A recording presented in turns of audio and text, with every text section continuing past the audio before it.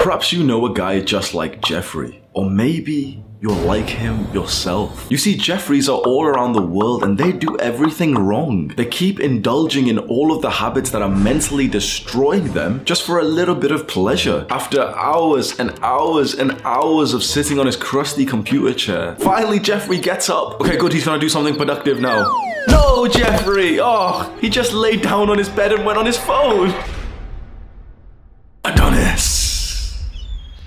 Only a select few men on the entire planet are like Adonis. Disciplined with a student mindset, present and grateful, and a leader. How do you think he got this way? Do you think that Adonis indulged in the same habits that Jeffrey did? Of course not. Now, Adonis has made some mistakes, but he overcame them. Once he knew that a habit wasn't good for him, he vowed to stop. And that is how he became so great. Do you have bad habits? In this video, we're going to break down the worst ones that you could have, and I want you to do something. I want you to count how many of the 5 that we're going to discuss today that you currently are overindulging in. The first and worst habit by far is porn. Now, I don't want to make this another basic self-improvement video where we just talk about porn, but holy fuck, it is literally the worst thing that you can be doing as a young man. Watching porn and masturbating literally means that you're castrating yourself. If you've ever seen what happens when a family buys a pet, like a cat or a dog, and that cat's like really adventurous, isn't it? If it's a male, it's like really adventurous, really like territorial. And then what does that family do once they have this pet? They neuter it. They castrate it. In simple terms, they chop off its balls. It stops its testosterone production, and suddenly that adventurous, feisty, territorial cat becomes docile, weak, lazy, lethargic. And that is what we're doing to ourselves when we overindulge in things like porn. Now, you already know about almost all of the negatives of porn, so I don't want to just repeat them, but there is a huge negative that most YouTubers never actually speak about because it's going to get kind of like vulgar. And it's the issue that watching porn destroys your understanding and capability to actually sleep with a girl properly. Porn gave me small dick anxiety. Like, I started watching it when I was 13, 14 years old, and I hadn't hit puberty yet. So my dick, it wasn't big, you know, you were like essentially still a child at this point, you know, I hadn't hit puberty. I remember watching it with these big fucking like logs that these porn stars had. And I honestly, like,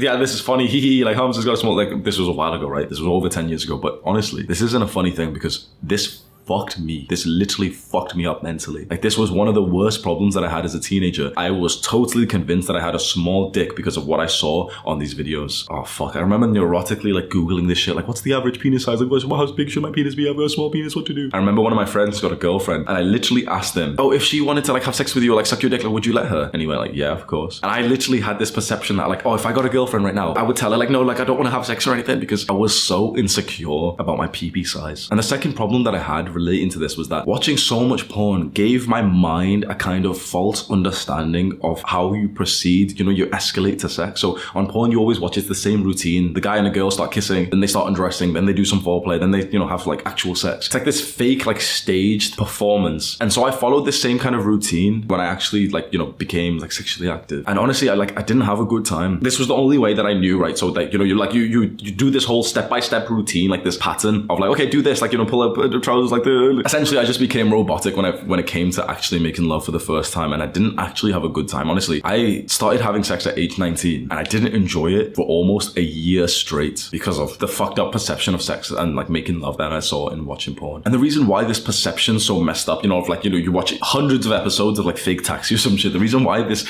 perception is like so messed up, and you see this kind of like build up and this, you know, this routine that you keep seeing, okay, you're supposed to go down on them, and then she sucks you off, and then you're supposed to take her clothes off, and you know, like your step-by-step procedure of this routine, right? The reason why this fucked me up so much is because I was then not even present when it came to being intimate with a girl. I was so utterly in my mind overthinking about what the next step was that I wasn't even having a good time. And guess what happens when you're not present, when you're about to have sex with a girl? My dick didn't get hard. I suffered immensely from this for my first year of being sexually active. And I was like, I'm not gonna lie, like I was a bit of a fuckboy. I was like on Tinder all the time. I was going to clubs and stuff, right? More than 10 girls that I had brought back to my place. I'd done all the hard work. I brought them here. More than 10 girls where I would literally pull my pants down, soft dick, unable to perform. There's gonna be some heartless motherfuckers watching this like, oh yeah, that's kind of funny, bro. You don't realize how much that fucks your mind up as a man, how much that mentally destroys you. And why do you think it happened? It was because I was watching porn for like 10 years straight before this. This is why I've made a private video going into detail of like the mistakes that I made when I first started like sleeping with girls. I've made it private, it's not on YouTube because it's too like vulgar to speak in detail. There's a link to it in the description, 3 bedroom mistakes that you're making, so you can go click on that. The second dangerous habit that will destroy you is being too emotional as a man. I say this in a lot of videos, but you must understand that, you know, this new narrative that you keep hearing that men should open up and be emotional and be in touch with their feminine side, it's pure evil. This like false message that you keep hearing that you should open up your feminine side, that you should be emotional. It's a trap. It is a trap. I'm not trying to be toxically masculine and tell you like, yeah, bottle up your feelings and eventually kill yourself. Of course not. You know, these people, they say that to me like, oh yeah, well, you're how the fuck am I like seen as the bad guy when I tell guys like, yeah, like control your emotions, research stoicism, emotional stability. It's the best asset that you can have. I'm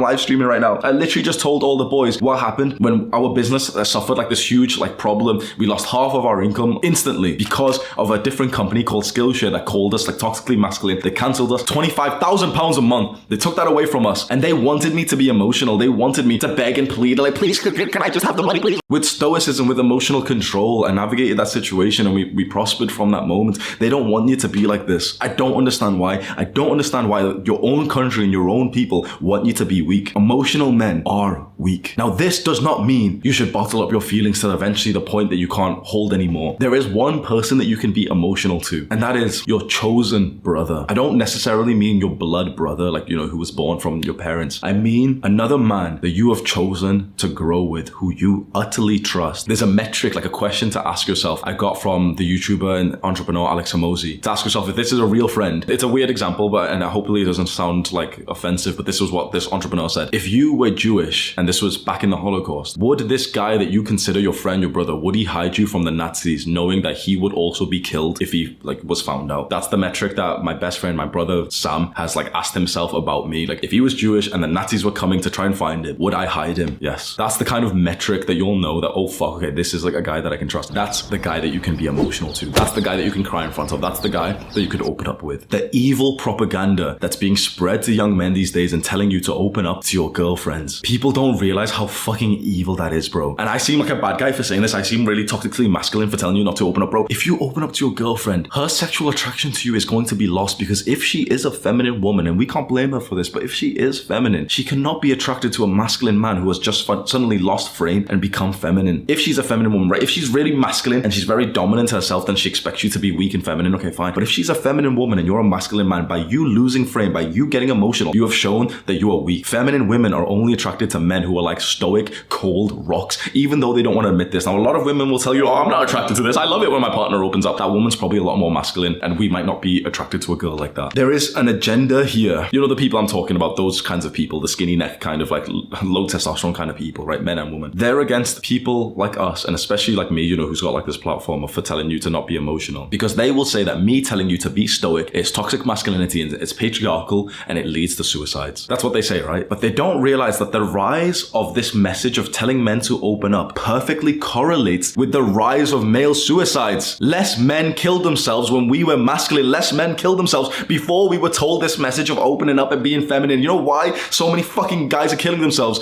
Because they're falling for this trap, this fucking trick. They're being convinced to not be masculine, to be feminine and be in touch with your emotions. It's okay to be weak. It's okay to be like to cry and shit. They're following that advice and then realizing, oh fuck, women don't like me anymore. Oh fuck, I'm lonely as fuck. Oh fuck, I'm broke as fuck. I'm not making any money now because I'm an emotional man, and emotional men don't make much money. The rise of this message being spread to men perfectly correlates with the rise of suicides. People don't realize how fucking manipulative and evil this is, that I am seen as the bad guy for telling you to be stoic. When men were more stoic and more masculine back in the 1900s, suicide was less common. I want you to just picture that. Male suicide is at an all-time high, and so is this message of men being weak. Men should be feminine, men should be emotional. They perfectly correlate together, and these evil people will blame us and say it's the patriarchy. These people are killing men. You know, these like hip, socialist type of like diversity type of people, right? They're leading to men kill themselves, and they will say that the problem is us because we want to research stoicism. Now, I've just spent the last few minutes ranting and raving about how the system and, you know, most people are against men like us who want to become more masculine and strong, and it's so fucking weird, bro. Why?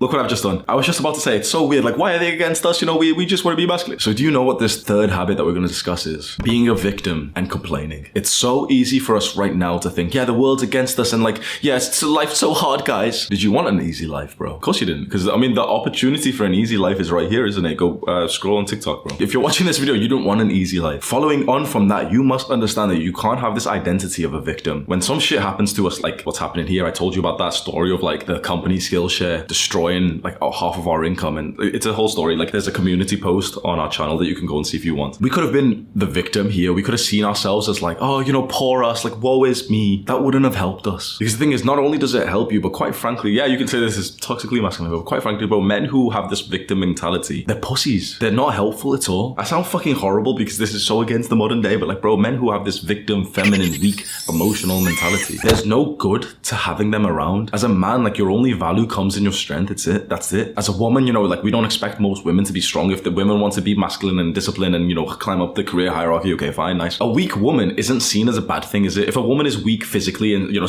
like even mentally, you know, she gets emotional, like we still love her for it. If anything, that's actually kind of attractive. Like some guys might not be, because a lot of guys are quite feminine, so they don't want a feminine woman. But if you're a masculine man and you have this idea of like an emotional woman who always cries, it's like, that's why I want her in my life, because she's emotional. Like that's the point. I'm a fucking stone cold. Like I have some emotions, obviously, but I like that my girl's emotional all the time. I like that every like 3 days she feels sad, like, because it just gives us some shit to do, bro. Like, so, you know, a woman who's emotional, who's weak, and who's a victim, okay, fine. As masculine men, will look after her. A woman who's strong, sweet, okay, you'll help us carry the weight. A man who's strong, okay, fantastic, that's the best thing that we need for a strong society, fine. But a weak man, a man who sees himself as the victim, a man who has this victim mentality, what good is he? Honestly, you must understand this. As a man, your value comes from your strength. And in the modern day, again, another thing that's gonna get me cancelled, maybe, like, in the modern day, bro, there's so many like groups of people who love to act like they're oppressed. People of my race, and this might get me hated, but bro, you're not oppressed anymore. I don't know how much I can talk, because obviously like this is at risk of getting cancelled, but essentially, you know, the minority kind of people, not just like skin color, but just, you know, the people who act like they're oppressed, the people who act like everything's against them. Like, you know, like, oh, everyone's like racist, everyone's sexist, everyone's this, everyone's this, everyone's this. Not really. No one really gives a shit about you. And I don't even say that as an insult. No one really thinks about you. Everyone's thinking about themselves. So if you think you're oppressed by someone, bro, you're not. This is why I've got respect for men like Kanye. He's actually saying to black people to rise up and ditch this victim mentality. And this isn't me saying it, like, you know, I'm not part of this race, okay, fine. But it's nice seeing a man who's just like, yeah, take ownership. Like, your life's better than you actually realize. And like, this is his words. I'm not gonna fucking say it because, oh yeah, I'm just being racist. Like, shut the fuck up, bro. We live in physically the best time possible. The only thing that's actually negative right now is just our own mental health. And guess why your mental health is shit? It's because of your own thoughts and beliefs about what's happening to you. You know, there's studies to prove that what you believe deeply changes what actually happens to you. If there's two men who are deeply stressed right now, hugely stressed,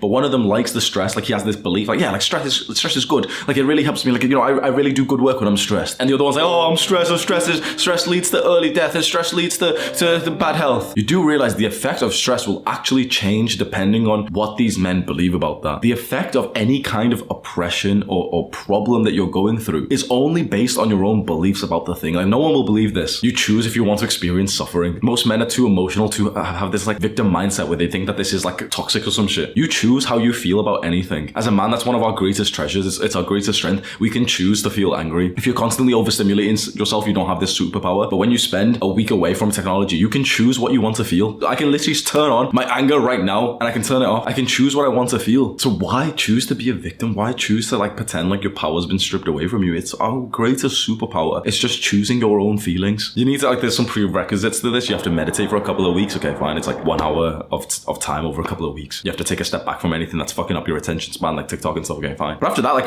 our superpower is literally being able to not be a victim. A man with a core, like, masculine energy could be imprisoned and, like, shut away in solitude and still be having, like, an okay time because he didn't see himself as the victim. And there's stories of this. There's this one man, I don't know his name. He was a black boxer in the 1900s in prison for something that he didn't do. He went into the prison cell, whatever, like, get arrested essentially, like, with a fucking $5,000 watch and everything. And literally said to them, like, you can put me in prison, but you can't change what's in my mind. And he became the most successful of his life while still in prison. He chose not to be a victim about it. And nowadays, everyone's oppressed, everyone's triggered. The fourth dangerous habit that will mentally destroy you, literally, is negative thinking. And this is something that so many young men struggle from because your mind can sometimes be your worst enemy, especially when you aren't living the kind of life that you know that you should. You can have such deep, dark, negative thought, and this can even go into like this weird, complex level where if you've started to research more about meditation and everything, and also, you know, you've learned about positive thinking, negative thinking, you start to have negative thoughts about your negative thoughts, and it creates like this very shit cycle where you're just constantly just like being a bully in your own mind. And so this is a habit because it happens like just throughout the day, and often it happens when, you know, you think about your lack of success, your lack of, you know, attraction from girls or something like that. You think about something negative and your mind just starts berating you. And so many guys who experience this don't actually realize that you can control your thoughts a lot easier than than it seems. Fighting your thoughts is a horrible idea. Honestly, I'm going to tell you some of mine, right? I've had the thoughts like, oh, maybe I should just kill myself. I've had that thought before. Not recently, but like a while ago, a couple of years ago. I used to have that thought quite often, and I did the wrong thing, and I would fight that thought, and I'd be like, what? Why did I just say that? That's so fucking, oh, no, I don't want to. I'd start fighting it, and it just created chaos in my own mind that I just wanted to fucking shut it off,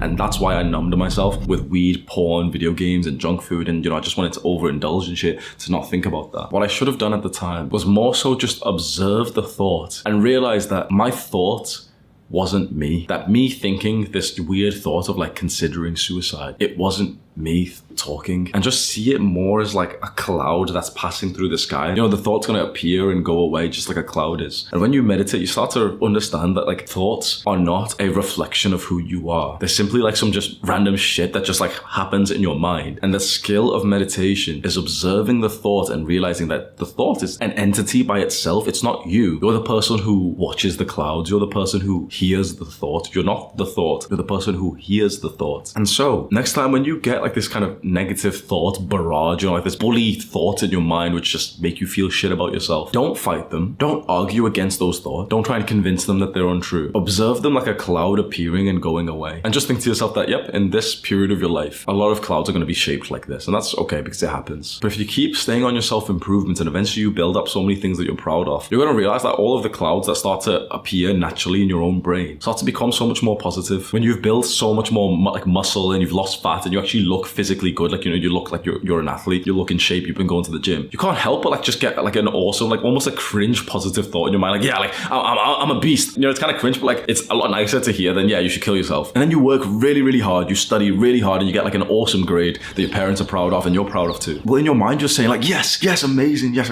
yeah, I'm so fucking sick, yes. You can control your thoughts with your actions. And too many guys just feel like the negative thought and they just kind of don't do anything about it, and then the negative thoughts just keep coming. Your thoughts, honestly, are often a little bit of a reflection of where you are in life. If you're doing really shit right now, chances are your thoughts are going to be negative. If you're doing awesome right now, chances are your thoughts are going to be positive. And as long as you know how to control them and observe them, then it won't hurt you the same way that it does for everyone else. And the fifth bad habit that will really mess you up mentally is indecisiveness. Indecisiveness is when you've got a decision to make, like, should you move? Should you break up with this girl? Should you do this? Should you do that? And you often just keep playing around the options in your mind without ever actually coming to a good decision and taking action, which means that your mind gets stuck in this weird loop, like this negative cycle, which is so mentally demanding. Like, you probably know there's a phrase called decision fatigue, and that's when, you've got to make decisions and your mind just gets like kind of weakened by doing that. But when you're indecisive, you're getting decision fatigue like around the clock, and it's literally fatiguing. So I've had this before previously. I remember there was a girl that I was dating that I was indecisive about wanting to break up with her. Like, I wanted to, but I didn't want to go through the breakup feeling and everything. And I carried that relationship on for years. Imagine years of indecisiveness, years of decision fatigue, where almost every single day in your mind you're thinking, should I break up with her or not? Worst period of my life. Indecisiveness it's like a weird habit, isn't it? Because you were probably expecting me to just say like, oh, video games and like normal worldly things, but this is the one that I think is quite unique, and it's something that I've experienced myself. I'm not very good at making decisions generally, like, I want to be better with that, and so often, like, it's really nice that I've got a friend who helps me with this. But indecisiveness will kill your momentum, mess you up mentally, give you decision fatigue and everything. It's not a good thing, man. So how do you solve it? Well, the best strategy to make a decision is to write it all down, and it's so much better. I know this is going to seem weirdly practical, but I promise you it's so much better